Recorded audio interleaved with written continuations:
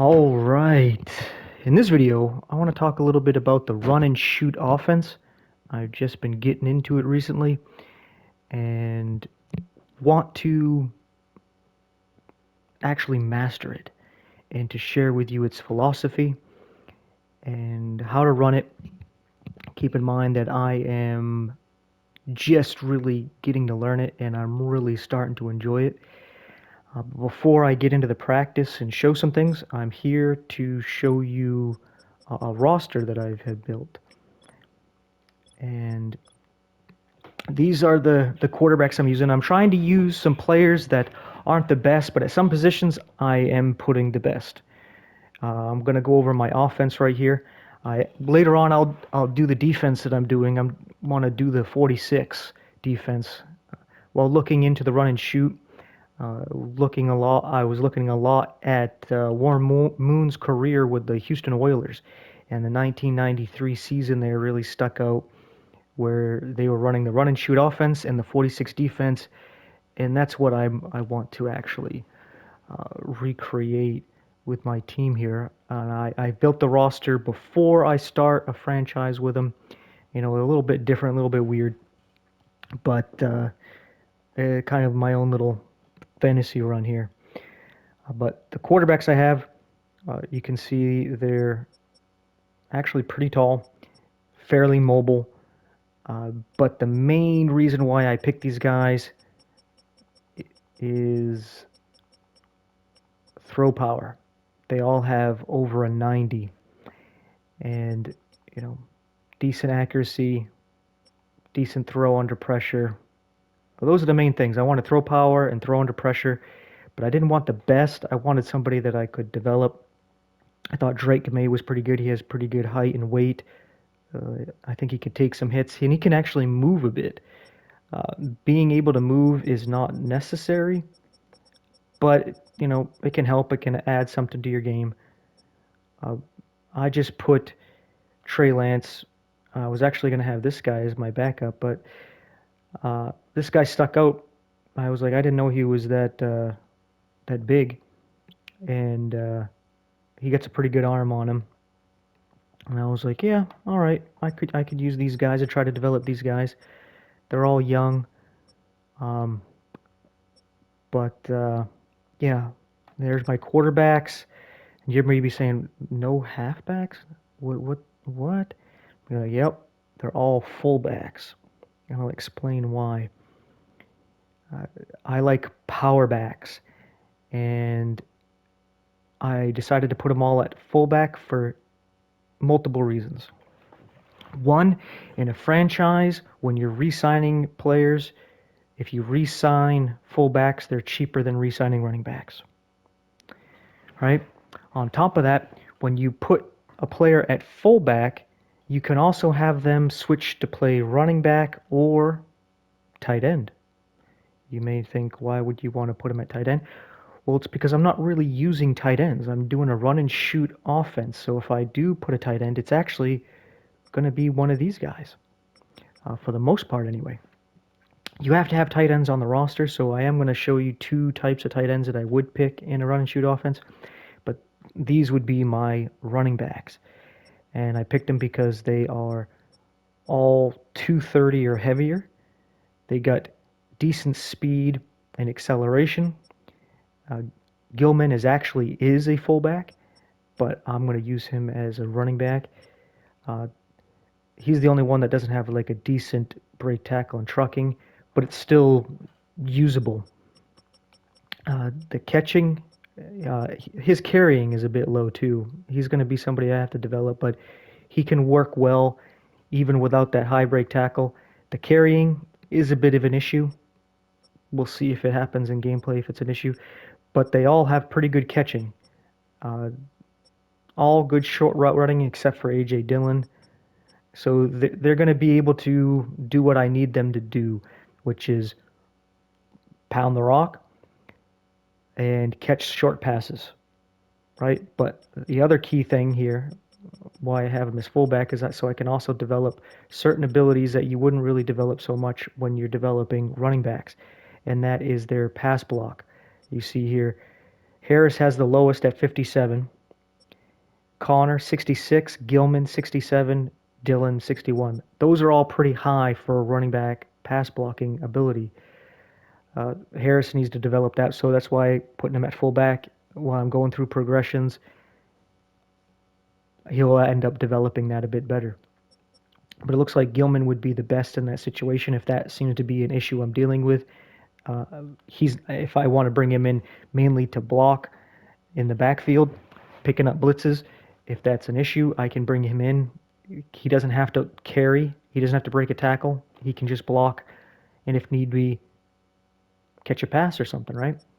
So those are the reasons why I have them all listed at fullback. And now to the receivers. I have 8 receivers here. I picked Jameis Williams and Brian Thomas mainly because they're 6'2" and taller, and they got a really high speed. You could put anybody here. I wanted to pick some people that are, relatively taller than most receivers, so 6'2" and taller and really fast, because these are going to be my outside receivers. And basically, they're going to be running a lot of fades and streaks. They're going to run other routes, but they're going to do a lot of just drawing attention going deep. So if you don't deal with them, there's a big play every time, right? Because the main focus is going to be on the slot guys. And that's why you see my other receivers. I know Tony gets some drop issues, but I don't know how that plays out in this game. All my other receivers are 6 foot and shorter. Oh, except for these two guys. I didn't realize they were that tall. Not that they have to be short. It doesn't matter. What mainly matters, if you look at their agility, all over 90, and their change of direction all over 90, because I want them to make quick cuts. They're all pretty much young. A couple of rookies, a couple of players that are only in the league for 2 or 3 years. And I just want these guys to make quick cuts, quickly get open. And they might not be the best route runners, as if I can come look at their stats here. Yeah, all in the 70s. This couple of them got, that's catching traffic. I was looking at the wrong thing there. Yeah, so all in the 70s here. I thought, man, 81 deep route running is pretty good for rookie, and 84, but that's their catching in traffic. That's another thing you would want, is catching in traffic, because they're going to be in the slot. They're going to be over the middle, being in an area where they might take some hits. You don't want them to take hits, but it's going to happen. But route running can develop, and you can develop that in this system here. But what helps is them having a lot of agility and change of direction. That's going to really help a lot, and hopefully help a lot. Once they catch it, they can make a lot of great plays after the catch. But that's why I have this set up, where also these two guys here could be slot or outside guys, since they got good height, pretty good speed, that they could do probably a little bit of both, right? Now, tight ends wouldn't really need a tight end in this offense, but you have to have at least 2 on the roster. So I was like, you know what, I'll put 2 here just to have them and to show you what kind of tight ends I would get. First one, you see George Fant, who's actually a right tackle on the Seattle Seahawks. I took him and moved him over here to tight end because I would use the tight end as an extra slot for an offensive lineman, just in case you needed an extra offensive lineman who could also come over and play fullback. Not that I would really be using a fullback in a run and shoot, but that's what I have here, because I would also show you my playbook. I made a playbook where I took the run and shoot and edited it a little bit. So I do have a formation where I might have a couple where I would use a fullback, and I could use one of my running backs, so I could have 2 monsters doing it, or I could bring this guy in, like a short yardage kind of situation, and he would come in to play fullback. And the tight end here, this is a tight end that I would pick if I was going to pick, a typical tight end, where he got good height, good weight, so he could go out and compete with some contested catching. But got pretty good speed and a break tackle, where I could move him over to fullback and even potentially use this guy as a running back.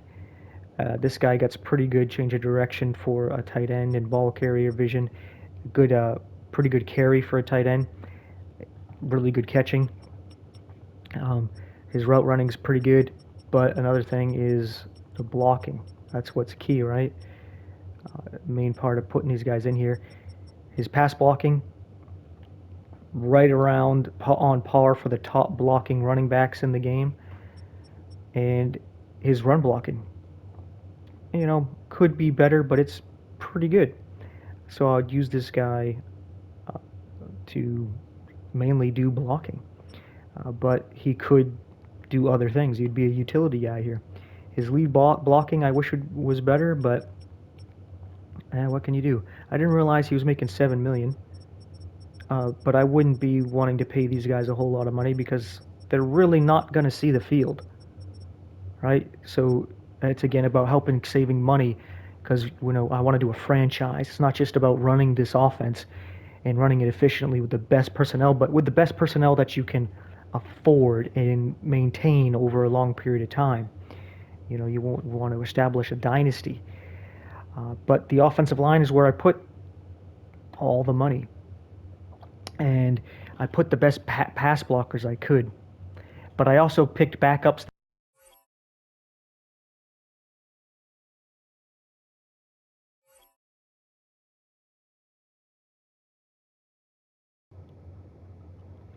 All right. Sorry about that.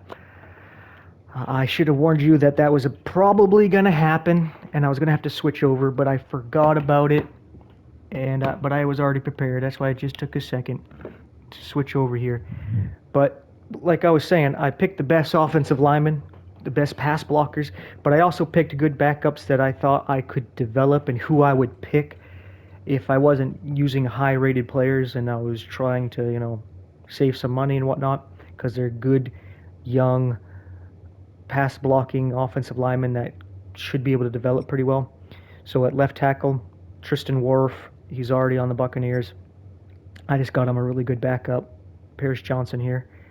And what you're going to notice, these guys are generally all pretty good athletes, but like I said here, their pass blocking is what's key. Having run blocking also needed and very beneficial, but mainly the passing, right? And I like to get a lot of the older guys because they got better awareness and they will pick up on blitzes and stunts and that stuff better as well. So like we see here, I got Tyron Smith. I just moved him to guard. And it's like, again, I wanted pass blockers.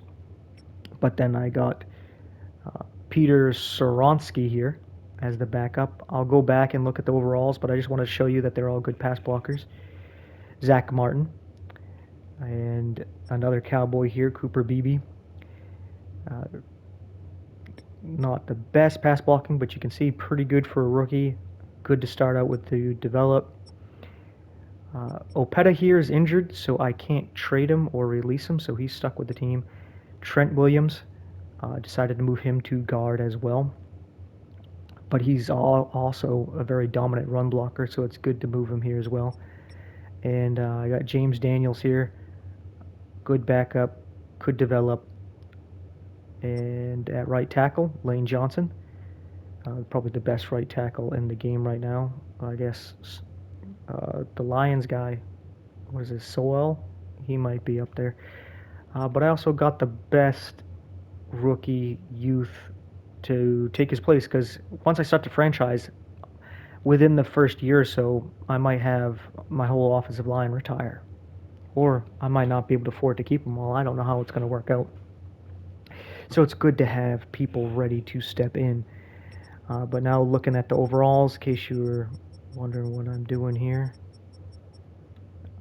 I tried to keep the backups under an 80 just to show what I would pick. And I already showed you the left tackle here. I'm not going to get into the actual defense because that's not what I'm going to get into in this video. So that's the roster. Let's actually go to practice here and talk about the run and shoot. You see the team I put together, and let's talk about the philosophy and why I put together that team in the way I did. And with the philosophy of the run and shoot is to spread the people out, that as in the defense, because it does multiple things. When you spread them out and you're using 4 receivers, you're kind of putting them in a position where they want to keep their best players out there. And usually their best players are not corners. Like, who has 4 really good corners? And who has 4 corners and 2 that can play the slot very well? There's few and far between defenses that feel comfortable like that. Defenses feel more comfortable like that today, not so much back when the run and shoot was really taken off and started out. But even still today, teams don't usually have 4 receivers out there. They don't do that. So it really puts the defense in an uncomfortable position, and it makes them have to choose their personnel and how they're going to deal with your offense. On top of this, it helps reveal their defense a little bit better, because as you spread them out, you make them to reveal their coverage.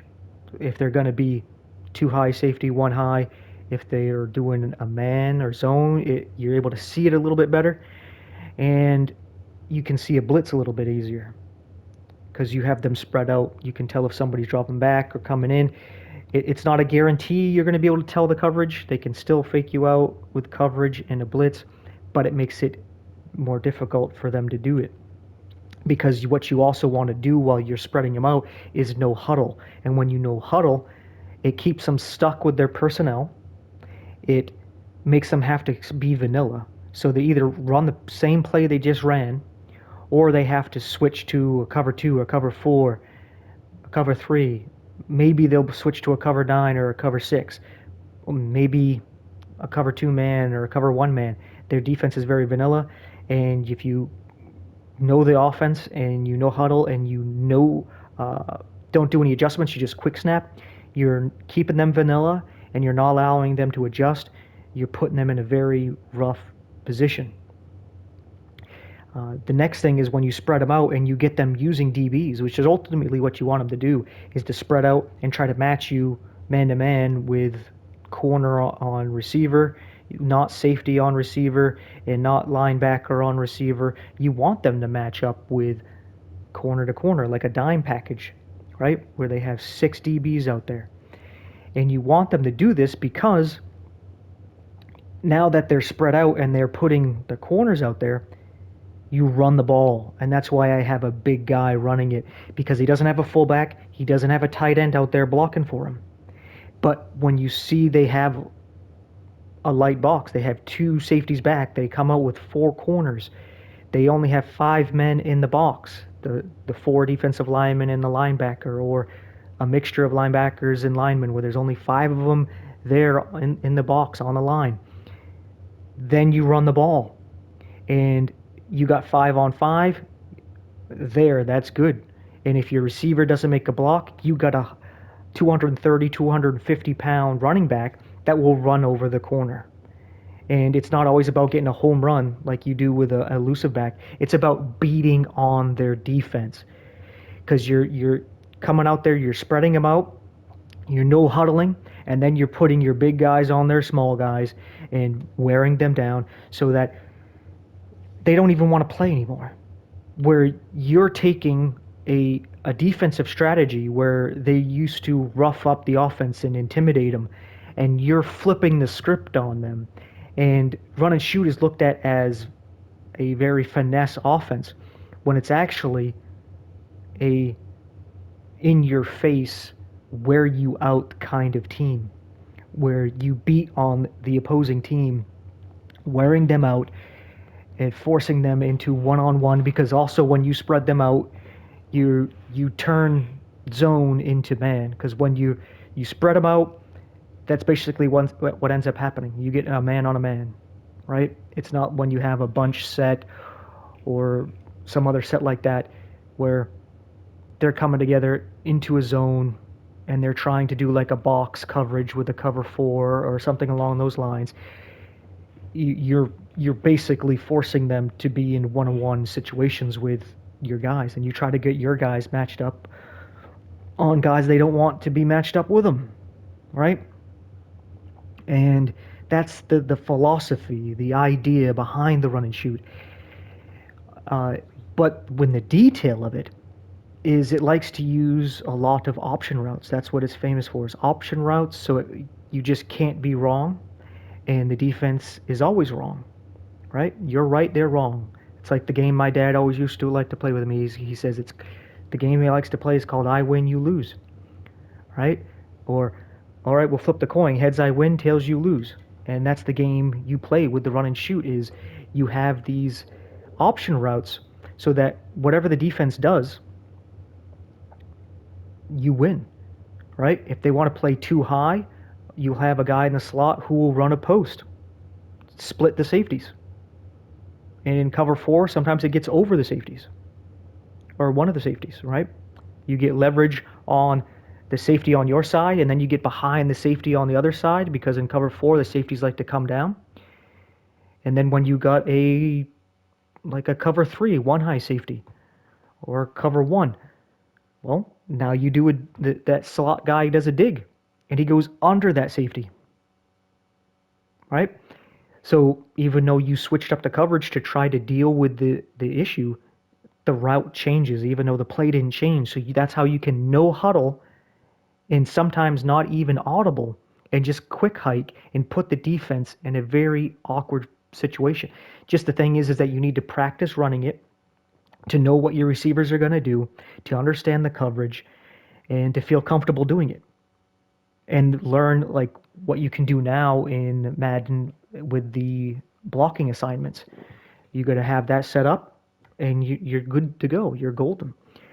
And that's why I picked a really good offensive line, so that that can help out, especially in practice, what I'm about to do, because in practice, the defense's block sheds are insane, and I don't want to deal with that noise.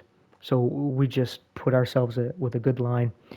Another thing we'll see with the run and shoot is a lot of switch routes, where, for example, you have two receivers on the left and right of the offensive line. You have the slot guy and the guy flanker way out wide, right?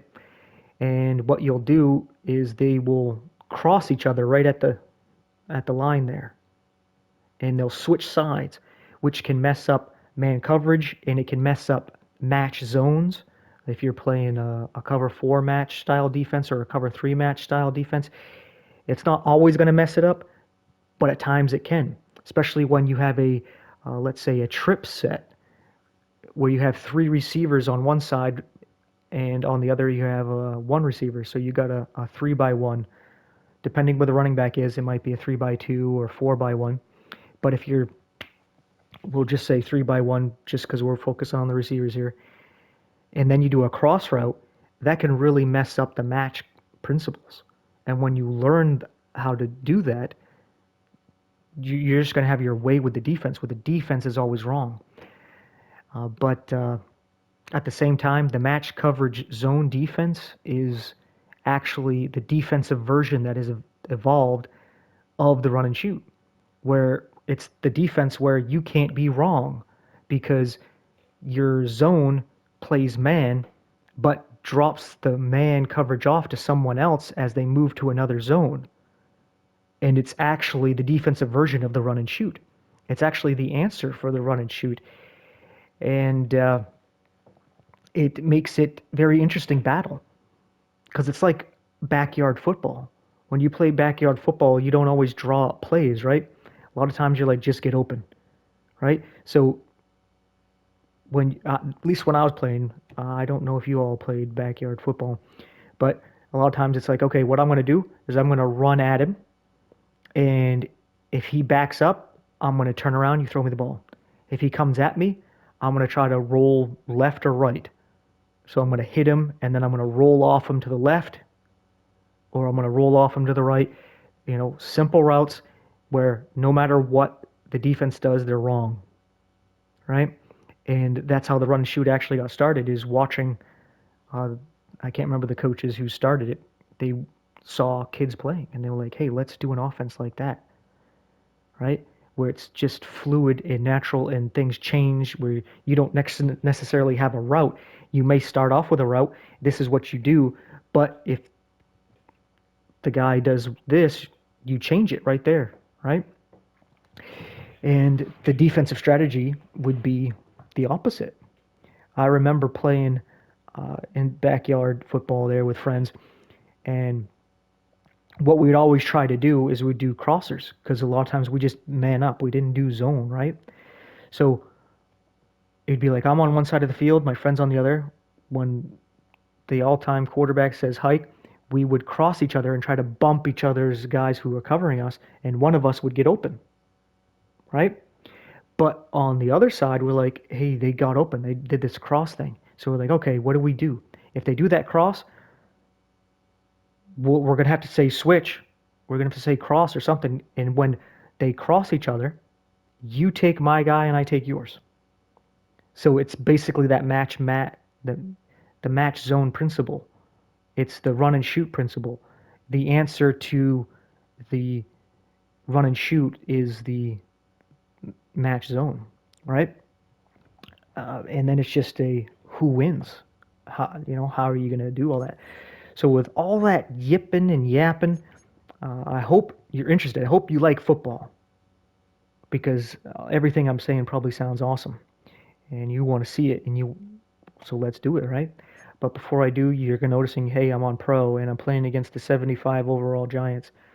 They actually got a pretty good defense with Burns and Lawrence there. They can get a good pass rush. I'm putting on pro just so I can run the plays and not get sacked. I know the coverage won't be so perfect and tight, but it's more to demonstrate the schemes. It's not to show you, hey, this is a great play on all Madden to beat your friends. No, it's show you the scheme so that you can learn it yourself and then develop it the best you can in Madden, and then you can apply it on all Madden. But yeah, let's just make sure I got my playbooks. I got the run and shoot. I put run and shoot 2 just so I know it's not the first run and shoot that standard with the game. I guess before I get into it, I'll show you what changes I made. So what I actually did was add plays to all the formations that were already here. Pretty much to all the formations. I shouldn't say all of them because some of them had all the plays for that formation. Some of them I didn't want to add plays to. So with this spread, I think I added some plays to it. Spread pistol here. Same thing with trips open. But then I added regular trips. And then I added deuce close for this pistol group. And it's just more like how I always spread them out. This formation brings them all tight, so it completely changes everything. And this would be like a short yardage situation, right? Shotgun basically kept the same. I think I added this empty trip speed in. And that's the only one I added to shotgun. To shotgun, I added trips. I mean, to single back, all I added was trips. And then I added a couple of, I actually added 3 strong eye formations. This is pretty much something I would use if I'm just trying to run the clock to win the game, or short yardage situation where spreading it out hasn't been working for me, like I'm having trouble in the red zone. Okay, I'll just bring out a heavy package, run the ball, or do a play action, right? So with that being said, I'll go to what I like to start off with is single back spread. And what I like to do is put slot strong. So I didn't do my depth chart, so I don't even know who's going to be out here, to be honest. We're just going to wing it and find out because I don't know the numbers. I didn't set the people's numbers, so I don't know who they are. But I put slot strong, so that means I have 4 receivers out here. as you'll be able to see here. I guess Trey Lance is going to be my quarterback. Connors is the running back. Williams, Thomas on the left. Austin and Tony on the right. Wharf, Smith, Beebe, Daniels, and Johnson. So I got my center and right guard are the backups playing. We're just gonna deal with that. And the reason why I'll start here and put this to strong slots, I guess I'll show you real quick. Let's just go to normal package where there's a tight end here. I'm just picking a play to pick a play to show you why I'm doing what I'm doing. If I want to audible, I can do these 4 audibles. But then if I want to switch, whoops, I can go to single back trips, pistol trips. That's very strange. Before, it wasn't letting me. Yeah, there's some formations it won't let me go to, but it lets me go to some. But watch what happens when I put 4 receivers in. Let me go back to slot strong. That's stack strong. Strong slots. There we go. So now I should have 4 receivers in there. And let's pick a play that I'm actually going to run here. We're going to do flanker dig. We're going to demonstrate the cross route. And let's start off by, let's do a dime. Let's try show they're trying to match us. And let's start off with a just a normal cover 3. Then we'll do a cover 3 match. We'll go through different coverages here. But let me, dang it, I didn't mean to do that. I meant to respot the ball. Sorry about that. Thank you for being patient with me here. Flanker dig, cover 3 sky. Let's respot the ball. We're just going to be in the middle of the field. We're not going to play one side or the other, or one hash mark to the other. We're just going to be in the middle. That was a weird glitch over to the right there. Like, what is that? It's a bug, but it's not affecting the game, so it's fine, but that is weird. It's probably scared children. But anyway, where was I? Oh, so now when I audible, I can go to single back trips open. I can go to pistol spread, pistol trips open, shotgun spread, shotgun trips halfback weak, trips, spread slots close, flanker close, trip slots close. I can go pretty much to all my formations and use all of those audibles. So here, you notice how they have 5 men in the box, and they got 4 corners.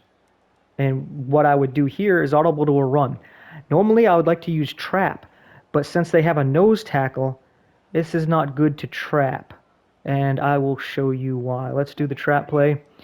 Since their defense is lined up symmetrical, it doesn't matter which way you go. But let's just run it here.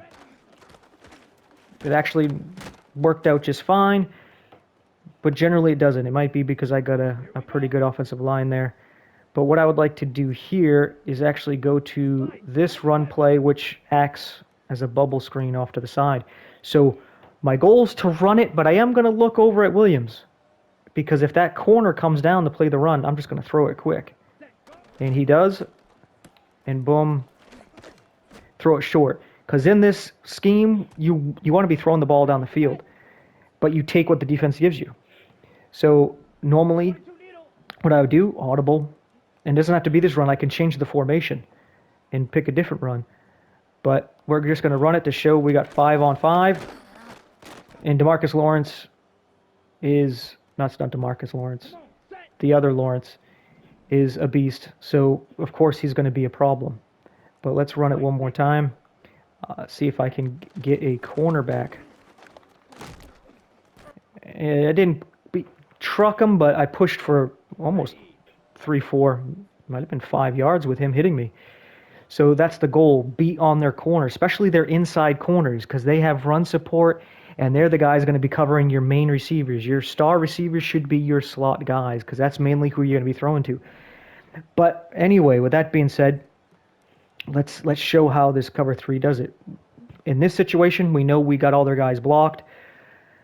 Now, if one of their actual corners came in to blitz here, We don't have anybody to block in this situation because we're putting Connor out as a receiver.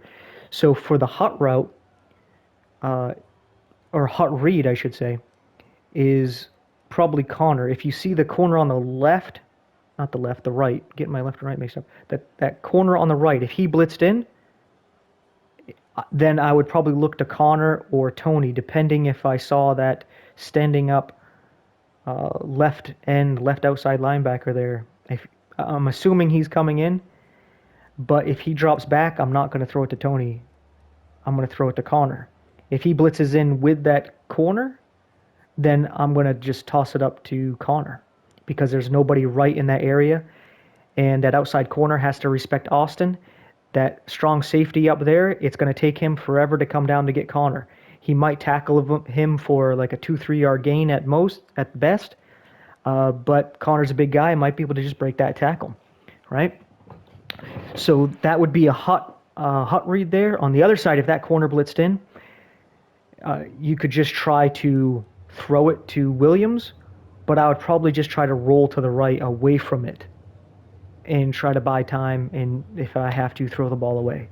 But right now, we know they're not blitzing. So what we're going to do is how you would read this is you would read right to left, because on the left, those routes take a second to develop. But for this situation, we're going to look at the left because we know we're facing a cover 3. So that's what I'm going to focus on here. But before I do, how you would read this on the left, I'm going to read it how you normally would read it. And that would be going from the right to the left. And if I said left to right before, I'm sorry. I had too much caffeine. Took the energy drink to do my workout, and it's probably why I'm talking really fast in this video. But anyway, we focus on the right to the left. And what I'm going to be watching for is over the middle. Is anybody going to be covering Connor? Because if somebody goes after Connor, because I don't know for sure if this is man coverage, zone coverage, match zone, because you can see how they got too high, but I picked a cover 3, right? But even if it is a cover 3, is it regular zone or is it match? If it's match, the guy might run after Connor. And if one of those linebackers runs after Connor, then I'm going to look for Tony on the inside. And then I'm going to look behind him for Austin, right? And then if I see that linebacker stay put, then I'm going to look to see if that slot on top of Tony is actually covering Connor or not. And that's going to decide whether or not I throw to Connor or Austin. Because he might come down to play Connor. That linebacker is going to take Tony as he comes in. I don't want to throw it in there quick and him get knocked out by the linebacker. So I'm going to skip over to look to Connor. If he's open, throw it to him. But if that slot corner wants to go after Connor, then I'll try to get behind him with Austin. And then if that's covered up, that's when you look over to the left of screen, which is what I really want to focus on because I want to show you how it works out there. But let's do it how it's meant to be. And we see how they all go with all those little in-rushing routes. That linebacker stayed put in the back, so we know that it's a normal cover 3 because one of the safeties came down. Right there to the left, you see how that slot corner came up? That's where you're like, hey, that could be a blitzing guy. So that's where you might think about rolling to the actual right or doing something else with your blocking assignments. So like you might want to put Connor in the block. Depends what you want to do. You figure out what you feel best with. But again, let's just look at this one more time. It's probably going to just play out the same way because it's a regular cover 3. They're staying back and they're going to leave the flats open. So that's where you're going to go. Now, if it was match, that linebacker with the mic on him right there, he would probably go after Connor. So then you could quickly throw it into Tony, assuming he wins. And if you don't see him win, then you would just hit Austin because that slot corner chases Tony and he's got good coverage. That means there's a big open grass behind him where Austin's coming in. But we'll look at that momentarily. Let's look at the left here. This takes a second to develop. But since this is cover 3, We have potential to hit Thomas in the seam, and we have potential to actually hit Williams outside. In this situation, since it's a regular cover 3 zone, not match, Thomas will most likely be open in that seam, right? That's what I'm assuming, but we'll see how it plays out. If that corner comes in to play Thomas, there's a good chance we can hit Williams outside. So let's just take a look here. And there we go. That corner was playing deep and outside. I could have also quickly thrown it to Williams, if a back shoulder throw here. And boom, right? So in this option, we can throw it to either one because that that corner on that side was blitzing. I actually want to flip the play to show you what it looks like when that safety, that corner there is not blitzing. So we're going to run it to this side because we know that that corner is not blitzing. And I got hit. So what I'm going to do here for the sake of this video is put my running back in the block. So we'll flip. We're going to block Connor. We're going to make sure, nope, we want you over to the other side. This is ridiculous. I wonder if I'm going to have to full slide. All right, there we go. I don't want my running back on. Maybe if I half slide it. There we go. So I did full slide, half slide. So what I just did there is I did a full slide to the left and then a half slide to the right to fix that. So now I have my running back picking up that corner. So now I can focus on here because Austin did get open in the seam. I wasn't going to throw it to Tony because that area looked pretty well covered. As we see here, boom, right in the seam. Get down before the safety does anything. Potentially, if you're good, let's max protect. I have to full slide, half slide. So there, I got who I want blocking who, right? And I didn't flip the play. All right, let's just... My bad. Thank you for your patience. Let's flip the play. Max protect. Oh, this time he's blocking the guy I want him to block. All right, perfect. All right, now I'm going to try to fit it into Tony. But you probably shouldn't make this throw. This I was able to make probably because it's on All Pro and that safety didn't react too well. But that's not really where you want to go. But if you feel comfortable making that throw, you're practicing that on All Madden, fine, do it, right? All the power to you. So now with that being shown, let's pick a new play here. Let's keep this play on offense, but this time we're going to do a actual zone match cover 3, but I don't want there to be a blitz. Well, it looks like I got to deal with the blitz. So let's do Mike strong safety 3 seam. Here we go, set. All right. Now we know the blitz is coming from the other side. So let's max protect. There we go. We should have everything covered here.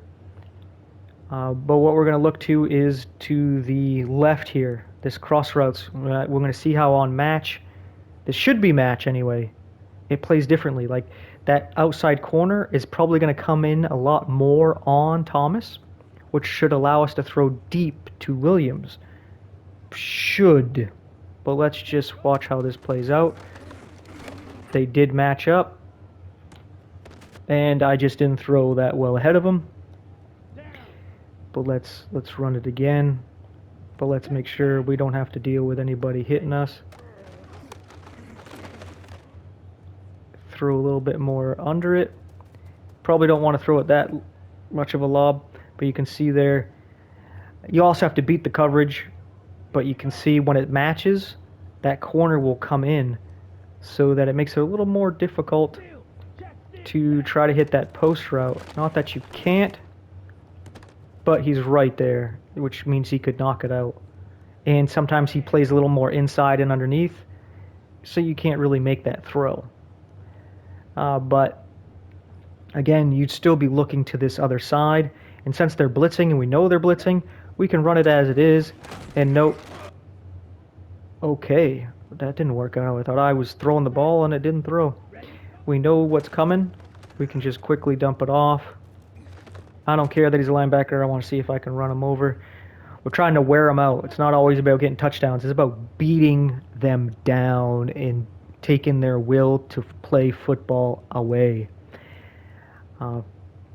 So there we go. I'm mainly going to focus on cover threes because whenever they have two safeties back, you should audible to a run. If they have people back and they're not playing in the box, run the ball. Do a screenplay. Do something short where your guys can run, mainly a run, so that you can just beat them down, so that they're worried about the run, even though you're spread out. And when they're worried about the run, they start having one safety up, doing more cover ones and cover threes. Then you throw, right? So let's go over to trips open here. Now I got some different plays here, but let's just take one. You know what? No, let's actually go to shotgun. I actually like this formation. I think it's new to Madden. But let me make sure I don't have a tight end in here. All right, I got 4 receivers. Perfect. Let's go check my audibles real quick. All right, I got divide special. All right, there's only one run play, or 2 run plays in this formation. So let's do divide swap. Let's do the regular cover 3 sky. And now we have option routes. Well, an option route, just to give an example of an option route here. And we also have the swap release here, the switch release. And like you see Williams just running deep. If they're playing tight on him, bump and run, you may look over to him.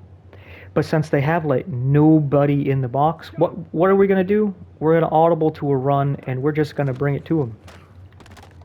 And we don't care. We just get 3-4 yards, or even 2 yards.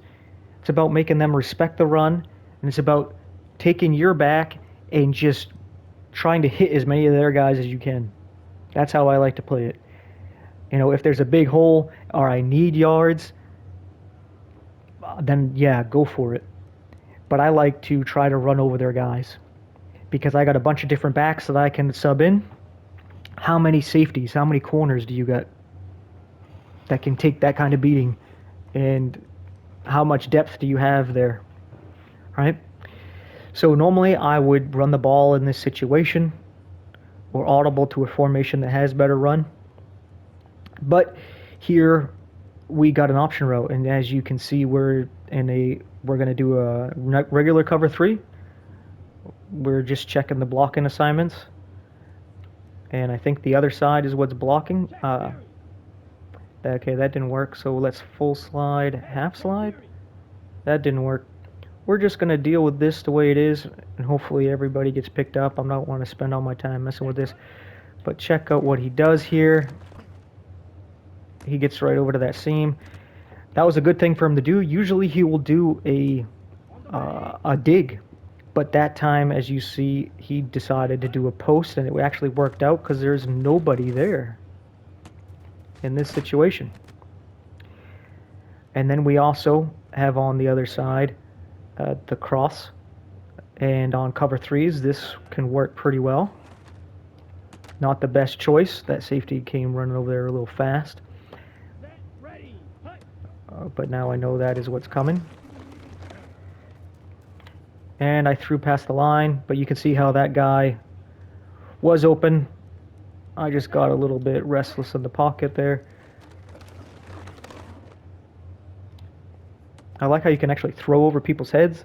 That was a little bit soft, but that's why I wanted to have a high throw power, so I can put a little bit more velocity on the throws. But with that being shown, actually I didn't mean to do that. Let's go back to that play. I actually wanted to show you some of the hot route differences with my audibles. So I'm going to go over here to uh, choice special.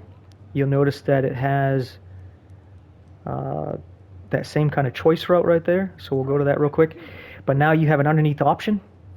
So if you don't like what you see there, you can dump it off. But of course we like the deeper throw, and that got us an interception. We'll run that again. We already know what our guy's going to do. And I thought I could throw it over him. But you can see there, take it short. Take what the defense gives you. Don't do what I'm doing. In practice, you can do that. We'll try that again. We already know, okay, cover 3. He's going to try to play the deeper guy. We'll throw it short and try to make a play. But the other divides here, I actually like this one the most because you got an option route in with the switch route.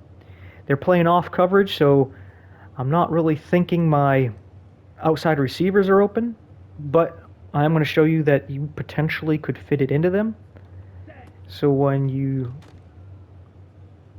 probably not that side, that safety comes down and plays that pretty well. Let's look at the other side. When you see that corner start to turn, I did not throw the pass down and outside, but we'll try it one more time. You could potentially fit it in if you practice it and you're good at it, you're comfortable with it. You could still get those streaks in there. Again, this is on all pro, so yeah. But divide special, I like this one pretty well because that slot that's just Tony there going out, it acts kind of like that running back wheel route in Madden 24 where it just seems to mess up the zone and gets open. And that's what happens with the switch route. So there's times where that can get open, but of course we still got the option over the middle. I should have thrown that down and faster if I really wanted to get it to him. But I just wanted to show you that you could. All right? Because you see with the switch route, the two guys, they're really respecting Milton going deep real fast. And then that allows that other guy to get underneath. Sometimes he can get open deeper. But then again, we still have a bad throw, and you could see that that guy was open, though. We just didn't throw it well. And then I'm going to go to match real quick. And I will show some against two high safeties, because there will be time where you're throwing against that. So let's do that.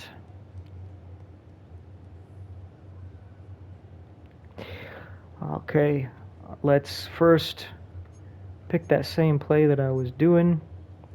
If I remember, what was the first play I was doing?